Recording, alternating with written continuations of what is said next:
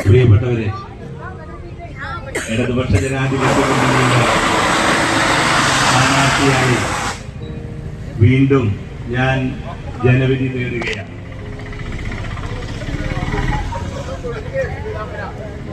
വീണ്ടും ജനവിധി തേടുമ്പോൾ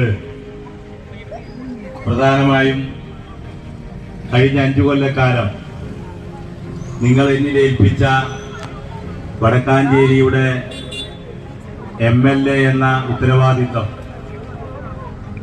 എന്റെ പരമാവധി കഴിവ് പ്രയോജനപ്പെടുത്തിക്കൊണ്ട് വിശ്രമരഹിതമായ പ്രവർത്തനത്തിലൂടെ സത്യസന്ധമായി അത് നിർവഹിക്കാൻ കഴിഞ്ഞിട്ടുണ്ട് എന്ന് ഉറച്ച ആത്മവിശ്വാസത്തോടു കൂടി തന്നെയാണ് വീണ്ടും ഞാൻ ജനവിധി തേടുന്നത് എന്ന് ആദ്യമേ പറയുകയാണ്.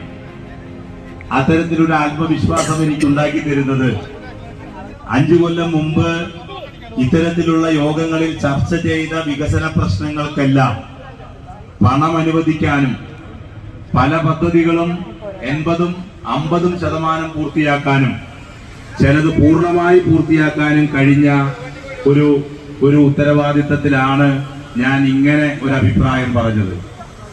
നമുക്കറിയാം, നമ്മുടെ നിയോജക മണ്ഡലത്തിലെ 1279 കോടി രൂപയുടെ വികസന പ്രവർത്തനങ്ങള് രണ്ടാം ഇടതുപക്ഷ ജനാധിപത്യ മുന്നണി ഗവൺമെന്റിന്റെ പീരീഡില് നമുക്ക് ഭരണാനുമതി ലഭിച്ച് വ്യത്യസ്ത നിലയിൽ അത് പുരോഗമിക്കുന്നു എന്ന് വളരെ കൃത്യമായി കണക്കുകൾ സഹിതം ജനങ്ങൾക്ക് മുന്നിൽ ഞങ്ങൾ പുസ്തക രൂപത്തിൽ തന്നെ അച്ചടിച്ച് നൽകിയിട്ടുണ്ട്.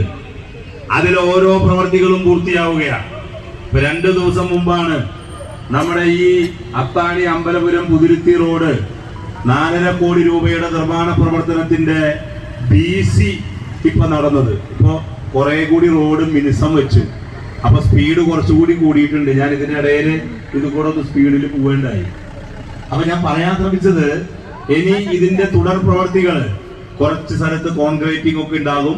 അതുകൂടി കഴിഞ്ഞാൽ ഈ പ്രവൃത്തി നമുക്ക് ഉദ്ഘാടനം ചെയ്യാവുന്നതാണ്. ഇങ്ങനെ നമ്മുടെ നിയോജക മണ്ഡലത്തില് തുടങ്ങി വെച്ചത് പൂർത്തിയാക്കാൻ നിരവധിയുണ്ട്. ഇപ്പൊ തൃശൂർ മെഡിക്കൽ കോളേജിലെ 10 ലക്ഷം സ്ക്വയർ ഫീറ്റിന്റെ കെട്ടിട നിർമ്മാണം നടക്കുകയാണ്. ആ കെട്ടിട നിർമ്മാണം ഇപ്പൊ പൂർത്തിയായിട്ടുണ്ട്. അതിലേക്കുള്ള ഉപകരണങ്ങള് 150 കോടി രൂപയുടെ ലിസ്റ്റ് ചെയ്ത് കിഫ്ബിയുടെ അനുമതിക്ക് കൊടുത്തിരിക്കുകയാണ്. പ്രിയപ്പെട്ടവരെ, തുടർന്ന് വരുന്ന ഗവൺമെന്റ് കിഫ്ബിയെ അംഗീകരിക്കാതെ വന്നാൽ എന്താവും സ്ഥിതി? അപ്പൊ ഒരു തുടർച്ച എന്ന് പറയുന്നത് ഈ വികസന പ്രവർത്തനങ്ങളുടെ തുടർച്ചയാണ്. ഇപ്പൊ നമ്മുടെ മണ്ഡലത്തിൽ 20 കോടി രൂപയുടെ ടൂറിസം പദ്ധതികളാണ്.